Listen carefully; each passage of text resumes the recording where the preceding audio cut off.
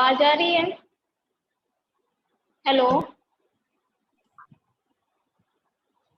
आवाज आ रही बच्चों? Aryan, Sakshi, Radhika, Gaurav. Morning ma'am. Good morning ma'am. Good morning बच्चों, गुड मॉर्निंग। आगे सब? गौरव, Radhika, Aryan.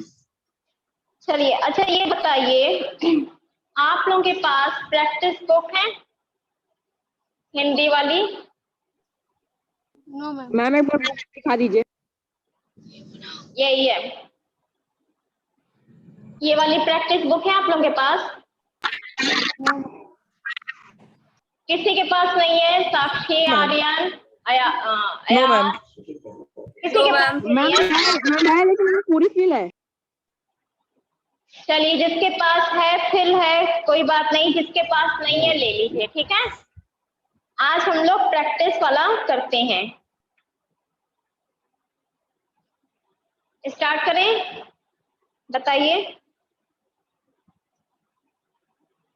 Yes ma'am. Radhika, ma'am कैसे करेंगे? बुक लीजिए। बुक नहीं है आप लोगों के पास? मैम सर बोले बुक है नहीं। चलिए ठीक है, फिर इसको हम किसी और दिन करा देंगे, ठीक है। Yes ma'am. आप लोग इसके पहले आप लोग ये वाली बुक ले लीजिए, क्योंकि फिल इसी में करना है आप लोगों को, ठीक है। हम लोग अच्छा ग्रामर में क्या बचा था? मैम वर्ड पढ़ रहे थे।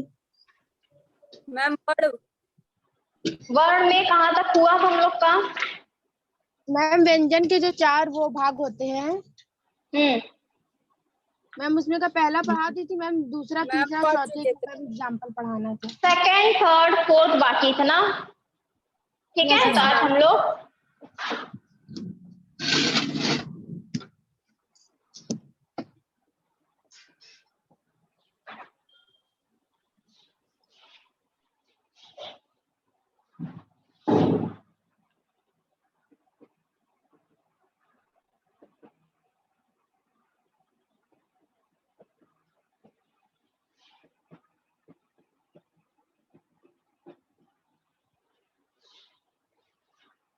हम लोग ने व्यंजन के 4 भेद पढ़े थे। क्या क्या थे व्यंजन के भेद? कितने थे ये? 4 4 थे कि 5 थे? मैम 4 थे। कितने थे ये? 4 थे ना। कौन कौन सा था बताइए, बोलो कौन कौन सा था? पहला था आपका स्पर्श व्यंजन, ठीक। सेकंड है आपका उत्क्षेपित व्यंजन। देखो, आप लोगों के पास बुक ना रहने की वजह से आप लोग आंसर नहीं दे पा रहे हो, ठीक है। फिर है अंतस्थ व्यंजन। हमने आपसे बोला है कि आपकी जो पहली बुक है उससे भी पढ़ लीजिए, लेकिन आपने वो भी नहीं सुना ना। कहे थे ना कि पहली जो बुक है उसको भी पढ़ लीजिए, उसमें लिखा है। और लास्ट में था ऊष्म व्यंजन। हम लोग को क्या हो गया था बताओ, कौन वाला हो गया था पूरा? मैम स्पर्श व्यंजन। मैम पहले वाला स्पर्श व्यंजन। ये वाला पूरा हो गया था कंप्लीट, समझ में भी आ गया था इसमें? बताइए समझ में। आज हम लोग क्या पढ़ेंगे? सेकंड वाला। सेकंड क्या है? क्षेपित व्यंजन। यही पढ़ना है ना हम लोग को आज। देखो इसमें क्या बता रहा है, पहले क्या होता है ये हम लोग देखते हैं कि उत्प्रेक्षित व्यंजन क्या होता है, पहले उसको देख लेते हैं। ये वह व्यंजन होते हैं जिनके उच्चारण के समय जब हम बोलते हैं जीभ पीछे की ओर जाकर एक झटके के साथ आगे गिर जाती है। इन्हें उत्क्षेपित व्यंजन कहते हैं। जैसे अड़ा, ठीक है, रा अड़ा, यही है ना इसमें। तो जो आपका आपने व्यंजन में का खा गा खा अंगा पढ़ा था, यस मैम। चा छा जा ढा पढ़ा था, टा ठा डा ढा अड़ा, यही पढ़े थे ना। तो जो हमारा का खा गा घा अंगा, अंगा जो था, अड़ा जो था, तो ये सब क्या है, जो लास्ट वाला है वो क्या है, बता सकते हो? उत्क्षेपित। उत्क्षेपित, उत्क्षेपित व्यंजन। हाँ, उत्क्षेपित व्यंजन। तो समझ गए उत्क्षेपित व्यंजन कौन है, क्या होते हैं? Yes ma'am. सबको समझ में आ गया है, चारों बच्चों को? 4 नहीं सॉरी 5, बताइए। उत्क्षेपित व्यंजन क्या होगा? अयाज, आर्यन, गौरव, राधिका, रुद्राक्ष, नील, समझ में आया बेटा आप लोगों को? जो हमारा का खा गा घा अंगा, जो अंगा अड़ा ये सब जो है वो सब क्या है, ये सब हमारे लास्ट के जो होते हैं, वो हर लास्ट नहीं होता है। इसमें क्या इसकी परिभाषा दी गई है कि जब हमारा उच्चारण, जैसे हमने पा फा बा भा मा का दिया था ना, जिसमें ओठ क्या होते, लिप्स जो होते हैं वो हमारे मिलती हैं, उसी तरह इसमें है कि ये वहां व्यंजन होते हैं जिनके उच्चारण के समय जीभ पीछे, मतलब जीभ पहले पीछे जाएगी और एक झटके, मतलब एक झटके में आगे की ओर गिरती है, तो उन्हें उत्क्षेपित व्यंजन कहते हैं। इतनी चीज समझ में आ गई आप लोगों को? ये क्या होगा इसका एग्जाम्पल, इसका हो जाता है, ठीक है, ये होते हैं। इसमें और कोई समझाने वाली बात है, बताइए। No ma'am. सबको समझ में आ गया? अयाज खान, गौरव, राधिका, रुद्राक्ष, साक्षी, समझ में आया? Yes ma'am. अब नेक्स्ट हम लोग चलते हैं। Yes ma'am. नेक्स्ट हमारा क्या है?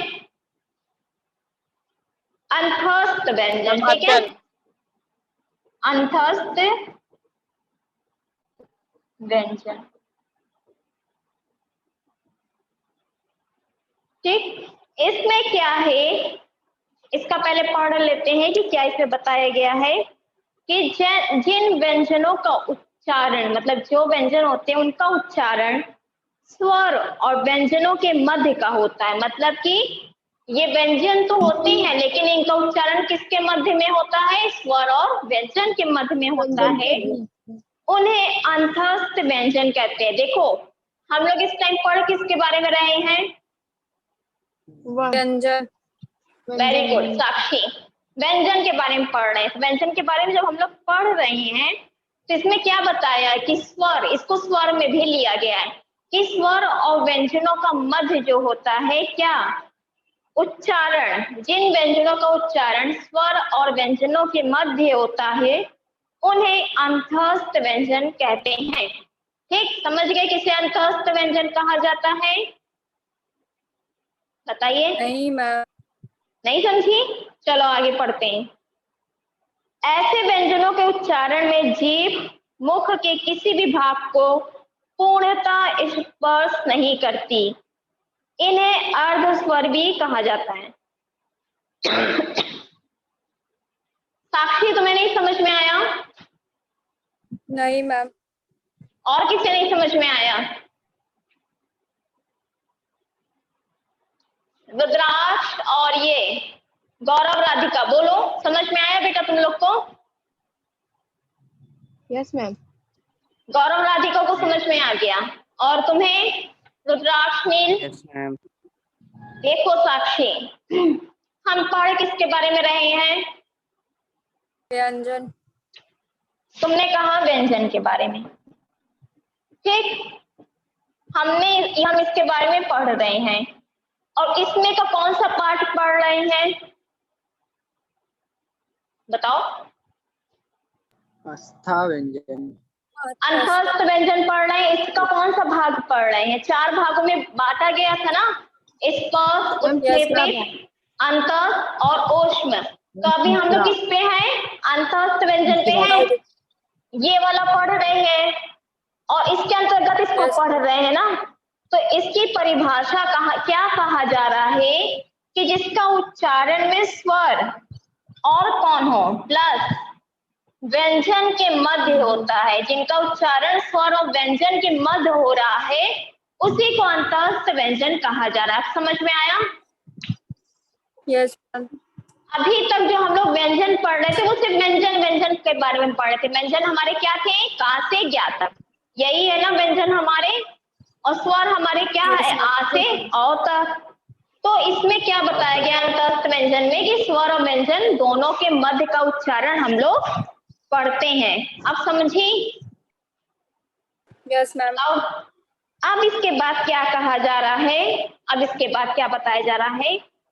ऐसे व्यंजनों मतलब जो ऐसे व्यंजन होते हैं उच्चारण में, इनके उच्चारण में क्या होता है? जीभ। जीभ जानती हो? Yes, ma'am. हाँ, निकाल के देख लेना जीभ क्या होती है। जीभ जो होती है मुख, मुख मतलब मुंह जो होता है, किसी भी भाग को पूर्णता स्पर्श नहीं करती। मतलब जो आपकी जीभ है वो आपके किसके मुंह को स्पर्श नहीं करेगी, किसी भी भाग के। मुख के कितने भाग हमने उस दिन बताया था? बताइए। 5, ma'am. 5 थे। कौन कौन से थे?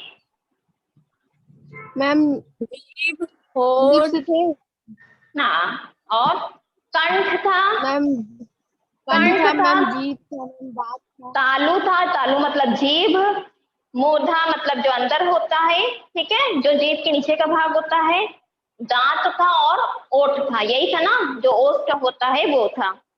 समझ गई? तो अब यही कह रहा है कि मुख के किसी भी भाग को क्या करेगा? स्पर्श नहीं करेगा। इसका मतलब यह है कि जीभ हमारी हवा में रहेगी। ठीक, इन्हें अर्ध स्वर भी कहा जाता है। इन व्यंजनों का निर्माण स्वरों के आपसी सहयोग से हुआ है। हिंदी भाषा में इनकी 4 संख्या बताई गई है। हिंदी भाषा में इसकी कितनी संख्या है? 4। या, व, ल, व। इतनी ही हमारी क्या है? अंतस्थ व्यंजन है। समझ रहे हो? Yes ma'am. अब चलो, अब हम तुम लोग को ट्राई करने के लिए कह रहे हैं। या, रा, ला, वा। अब तुम लोग अपने मन में पढ़ो या बोलो।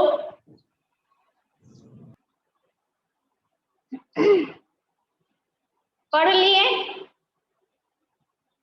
Yes ma'am. yes, गौरव, राधिका, साक्षी, आयास, रुद्राक्ष और यस मैम। इतने बच्चे हैं ना, बताओ तुम लोग को कौन सा टच किया था जब या, रा, ला, वा बोल रहे थे? तो कोई बात मुख का टच किया?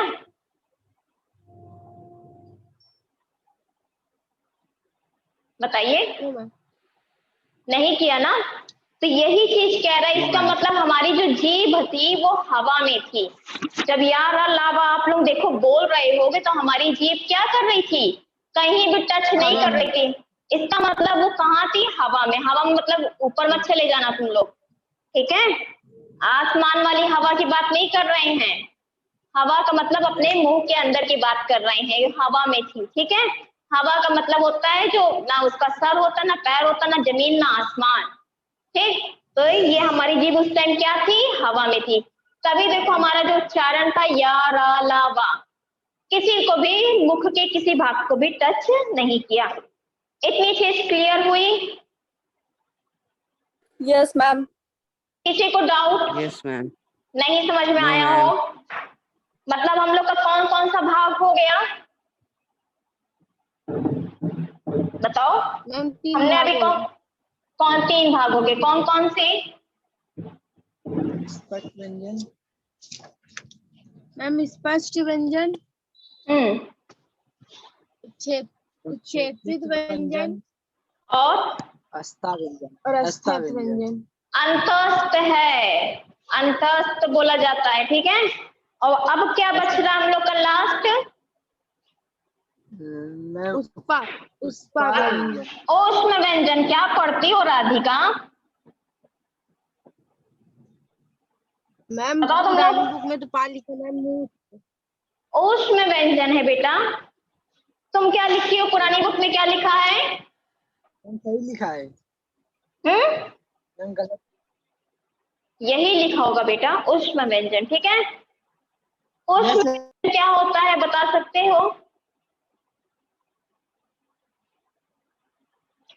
देखो इसको क्या कहते हैं कि जिन व्यंजनों के उच्चारण में मुख से गर्म वायु निकलती है। ठीक है, जब क्या होता है, जब ऐसा व्यंजन होता है जिसका हम उच्चारण करते हैं तो मुख से गर्म हवा निकलती है, किंतु मुख के कोई भी भाग आपस में स्पर्श नहीं करते। अब देखो क्या है, उसमें क्या था कि जीभ हमारी क्या थी, किसी भी भाग को स्पर्श नहीं कर रही थी, यही बताया गया था ना। जो अंतस्थ यस मैम। क्या था कि जीभ हमारी किसी भी भाग को स्पर्श नहीं कर रही थी। और ऊष्म व्यंजन में क्या था कि हमारे क्या होगी, हमारे मुंह से गर्म हवा निकलेगी, लेकिन वहां पे किसी एक का नाम नहीं दिया गया है। क्या कहा गया है कि मुख का कोई भी भाग आपस में स्पर्श नहीं करेगा। समझ रही हो बात को? किसको नहीं समझ में आया?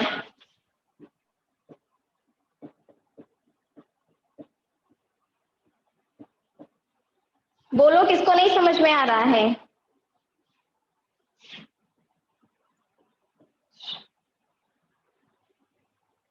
मैम आपकी वीडियो नहीं आ रही है।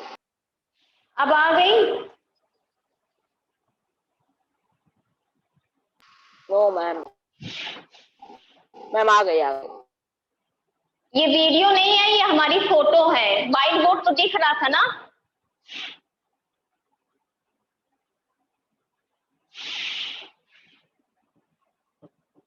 मतलब कि तुम लोग को हम हट जाएं तो इसका मतलब वीडियो नहीं आ रही है ना, यही कहते हो ना? मैम ब्लैक हो गया था, मैम फुल ब्लैक हो गया था, गया। वीडियो नहीं आ रही थी। अब सही हो गया? मैम यस मैम सही है। ठीक है, मतलब अब हम तुम लोग के सामने रहेंगे, हटेंगे नहीं यहाँ से। Yes ma'am. तो क्या हम बता रहे थे ऊष्म व्यंजन में कि यहाँ से क्या होता है कि हमारा आपस का कोई भी भाग क्या होगा, स्पर्श नहीं करेगा। और इन्हें ऊष्म, ऊष्म क्या, देखो ऊष्मा मतलब क्या होता है, पढ़े होगे साइंस में, क्या कहते हैं इसको? हीट कहते हैं। हीट मतलब क्या होता है? गर्म गर्म। गर्म हवा। तो यही इसीलिए ऊष्म व्यंजन का क्या मतलब हुआ, ऊष्म व्यंजन का क्या मतलब हुआ कि गर्म हवा। ठीक है, हाँ, जिन व्यंजनों के उच्चारण में मुख से गर्म वायु निकलती है किंतु मुख के कोई भी भाग आपस में स्पर्श नहीं करते हैं, उन्हें ऊष्म व्यंजन कहते हैं। जैसे श, श, स, हा। ये क्या होगा, जब ये ऐसा उच्चारण होगा तो आपस में मुख का कोई भाग भी स्पर्श नहीं करेगा और क्या हो जाएगा, और एक गर्म हवा निकलेगी। ठीक है, इतनी चीज समझ गए? Yes ma'am. अब हम लोग आते हैं इतने व्यंजन और ये स्वर समझ गए कितने थे? दीर्घ स्वर, ह्रस्व स्वर और कलु स्वर। और व्यंजन में क्या था, स्पर्श व्यंजन, उत्क्षेपित व्यंजन और अंतस्थ, और लास्ट में ऊष्म व्यंजन। इतनी चीज समझ में आई? Yes ma'am. ये हो गया अब आप लोगों के स्वर और व्यंजन की बात। अब हम लोग क्या पढ़ेंगे, बता सकते हो क्या पढ़ेंगे? ऐसे कुछ वर्णमाला में वर्ण होते हैं जो ना तो स्वर होते हैं और ना व्यंजन होते हैं। ठीक है, क्या है इसमें बताया गया कि हिंदी वर्णमाला में निहित वे वर्ण जो ना स्वर होते हैं और ना व्यंजन होते हैं, और इन्हें क्या कहा गया है? संयुक्त व्यंजन।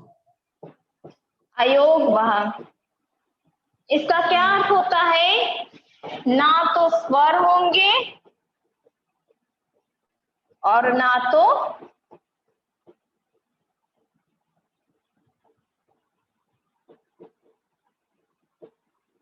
व्यंजन। ठीक है, ये क्या होंगे, ऐसे वर्ण जो ना तो स्वर है ना तो, बोल भी नहीं रहे हो कि नहीं दिख रहा है मैम? मैम ना मैम तो समझ व्यंजन समझ गए ना। ना तो स्वर ना तो समझदार हो बच्चे तुम लोग, हम जानते हैं स्मार्ट बच्चे हो। तो क्या थे, क्या क्या थे नहीं, क्या बता रहे थे? हिंदी वर्णमाला में निहित वे वर्ण जो ना तो स्वर होते हैं और ना व्यंजन होते हैं, वो क्या कहलाते हैं? गवाह। आयोग, तुम कहाँ हो राधिका? कितनी हिंदी गलत पढ़ रही हो आज। आयोग वह, आयोगा नहीं, आयोग वह बोला जाता है, ठीक मैम है। आयोग का हाँ, अयोग व शब्द का शाब्दिक अर्थ है जो मेल न होने पर भी साथ रहें। और इसमें कौन आएंगे? इसमें आते हैं अंग और आहा। ठीक, समझ रहे हो? बताइए इसमें कौन आते हैं?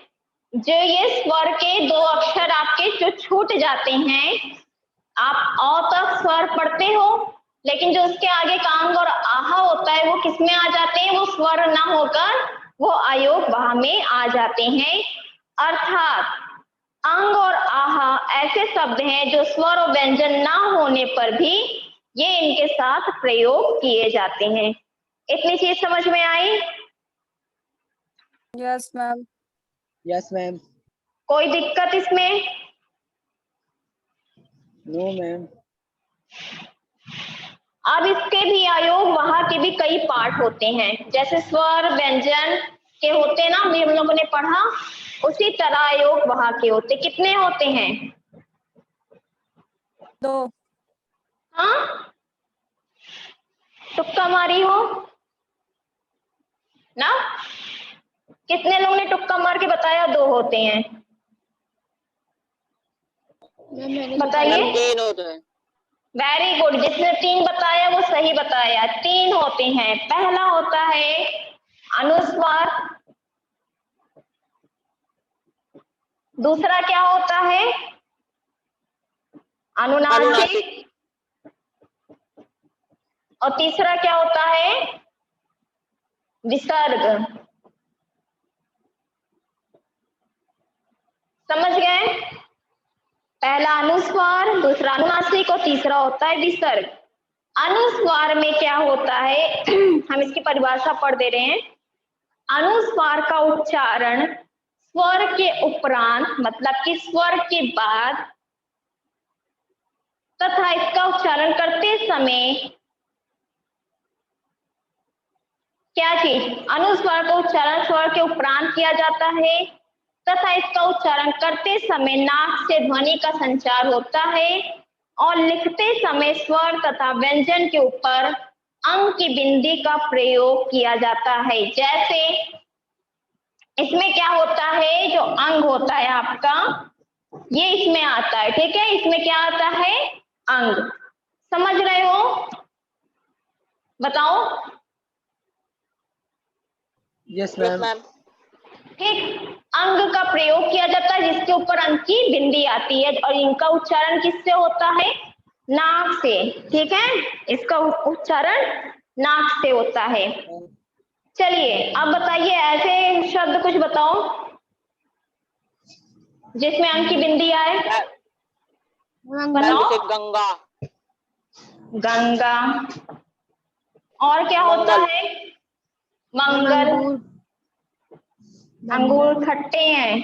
कंठ, कंठ, मंगल, अंगूर और कंठ। कंठ। तो ये सब क्या है? जो अंग की बिंदी का देखो यहाँ प्रयोग किया जा रहा ना, थोड़ा हम डार्क कर दे, तुम लोग को दिखिएगा नहीं, कहोगे कहाँ पे हुआ है। दिख रहा है? अब दिख रहा है ना? Ma'am yes ma'am. तो यही हमारा अनुस्वार होता है, ठीक है। यस अनुनासिक क्या होता है बताइए? जिनका उच्चारण जब हम बोलते हैं, जो अक्षर और वर्ण हम बोलते हैं, उनका उच्चारण किससे होता है? नाक और मुख, मतलब दोनों से होता है। इन्हें ही अनुनासिक स्वर कहा गया है, ठीक है। अनुनासिक चिन्ह का उच्चारण करते समय नाक और मुख दोनों का प्रयोग किया जाता है। देखो, अनुस्वार में क्या था कि पहले नाक से हम प्रयोग करते थे, ठीक है, जो नाक से ध्वनि का संचार होता था उसका हम प्रयोग करते थे, लेकिन अनुनासिक में आपके नाक और मुख दोनों का प्रयोग होगा। यह समस्त स्वरों के साथ उच्चारित किया जा सकता है। इसके चिन्ह का चंद्र बिंदु भी कहते हैं, इसके चिन्ह को हम लोग चंद्र बिंदु कहते हैं। जैसे इसका चिन्ह क्या होता है,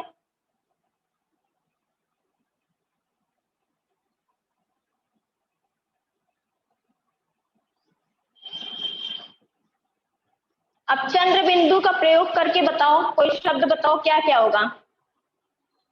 मैम नमः।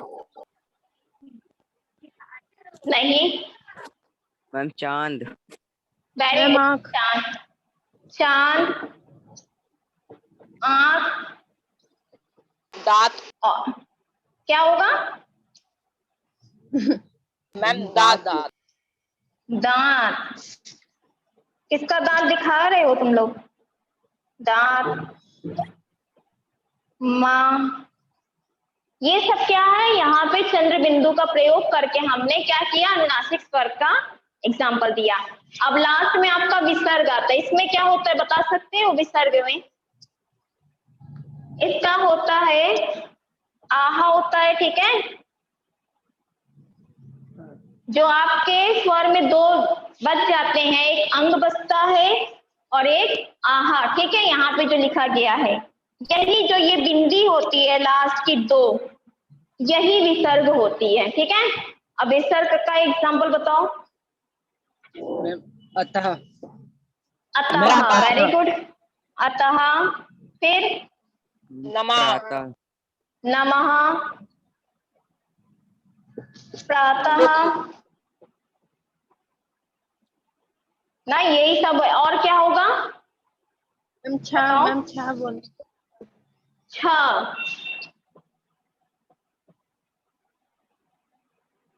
तो ये सब क्या है, ये सब विसर्ग के एग्जाम्पल है, ठीक है। तो इसमें ये कौन है, ये अयोग वाह, मतलब कि जो आपके दो थे अंग और आहा वाले में, आपको अंग और आहा तो आ गए, लेकिन एक चंद्र बिंदु भी आ गया, ठीक है। इसे में कहा गया अयोगवा में तीन भागों में बांटा गया है, जिसे फर्स्ट वाला है अनुस्वार में, सेकंड अनुनासिक में और थर्ड विसर्ग, ठीक, तीन में आपको बांटा गया है। इतनी चीज क्लियर है, यस मैम। बताइए कोई कंफ्यूजन इसमें, नो मैम। ठीक। अब एक्स्ट्रा में क्या आता है, आप लोगों का हलंत जानते हो, जैसे किसी भी नाम के आगे, जैसे मान लो का था तो उसमें हमने हलंत लगाया, ठीक, यस मैम। तो ये जो लगता है इसी को हम लोग क्या कहते हैं बता सकते हो, जो लगा है यस मैम। इसी को हम लोग हलंत कहते हैं, ठीक है। जो ये होता है, ये जो होता है इसी को हम लोग ने हलंत कहा है, क्लियर है, यस मैम। यस कोई मैम। दिक्कत किसी यस को, मैम। No ma'am. बताइए, नो मैम। नहीं, मैम। No ma'am. फिर आपका है हलंत वाले जान गए, यस मैम। जैसे विद्यालय, विद्यालय में दा में क्या होगा, हलंत होगा, विद्यार्थी, ठीक। अब क्यों हलंत मैम, लगाया फिर- जाता है इसका सुनो, जिन व्यंजनों में स्वरों का प्रयोग नहीं होता है, समझ रहे हो, कि जो व्यंजन Yes, होते हैं उनमें हम स्वर का, पहली बात तो हर व्यंजन हम स्वर के साथ बोलते हैं ना, देखो हमने हमने ये लिखा का, ठीक, हमने का लिखा, अब इसका तुम लोग उच्चारण करो, मैम का के साथ आ भी आ रहा है। आ भी आ रहा, तो आ मतलब स्वर आ रहा है, ठीक है। तो यहाँ पे यही बताया जा रहा है कि जिन व्यंजनों में स्वरों का प्रयोग नहीं होता है उस व्यंजन को हलंत का चिन्ह लगाकर प्रकट किया जाता है। मतलब हलंत चिन्ह किन में प्रयोग होते हैं, जिनमें स्वर के साथ कोई भी मेल नहीं खाता है, स्वर के साथ प्रयोग नहीं किया जाता है, ठीक है। समझ गए इतनी चीज, यस मैम। अब कोई कंफ्यूजन है तुम लोग को, नो नो मैम। मैम। और जो अब आपको फर्स्ट सेकंड मतलब कर्ण, मूर्धा, तालव, दंत, ओष्ठ और नासिका, इन सब चीजों से जो वर्ण बोले जाते हैं वो आपकी बुक में लिखा हुआ है, इसको पढ़ लीजिएगा। समझ गए इतनी चीज, यस कोई दिक्कत यस इसमें, No, ma'am. बताइए, ऐसी कोई चीज जो No, तुम लोग को ma'am. ना समझ में आई? No ma'am. अच्छा, एक क्वेश्चन बताओ तो हमें लगे कि हाँ तुम लोग को समझ में आ गया ये चैप्टर। पूछे एक question? Yes, ma'am. Yes ma'am. भाषा की सबसे छोटी इकाई किसे कहा गया है? मैम वर्णमाला। Ma'am word. Very good, very good. इसका मतलब तुम लोग पढ़ लिए हो। वर्णों के समूह को क्या कहा जाता है? मैम शब्द। वर्णमाला। शब्द। वेरी गुड, वर्णमाला। वर्ण के कितने भेद हैं? मैम दो, दो। स्वर और कौन व्यंजन। कौन से?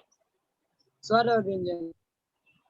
स्वर और व्यंजन। साक्षी कहाँ गई? साक्षी क्यों शांत हो गई? Yes ma'am. स्वर के साक्षी मैम कितने मौन भेद? व्रत रखी। हाँ, वो सोच रही है ना कि अगर हम बोल देंगे तो पता चल जाएगा हमको समझ में आ गया है। स्वर के कितने भेद होते हैं? दो।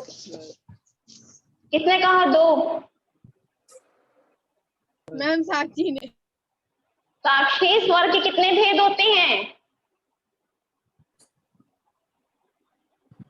बोलो, किसी को पता है स्वर के कितने भेद होते हैं?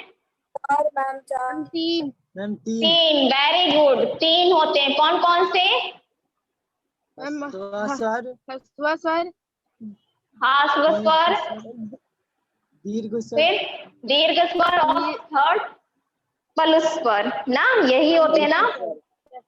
Yes, ma'am. व्यंजन के कितने भेद होते हैं? कोई आंसर नहीं बताएगा, साक्षी बताएगी। साक्षी, साक्षी चार बताओ। मैम। चार। ये तो तुम्हें पता ही होगा अच्छे से। कौन कौन से? स्पर्श,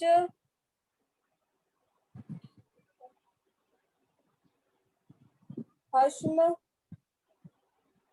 और स्पर्श होते हैं। अच्छा, कोई और बताओ कितने होते हैं? बोलो गौरव, राधिका, तुम लोग को पता है? Yes ma'am. Yes ma'am. बताइए। मैम स्पष्ट व्यंजन, स्पर्श और क्षेपित व्यंजन, क्षेपित और मैम स्पर्श व्यंजन, उत्क्षेपित व्यंजन, अंतस्थ और लास्ट में ऊष्म व्यंजन। ठीक है, वो व्यंजन। बाकी चीज समझ में आ गई? कोई दिक्कत तो नहीं हो रही है? No ma'am. No, ma'am. Next turn पे हम वर्क बुक कराएंगे, ठीक है?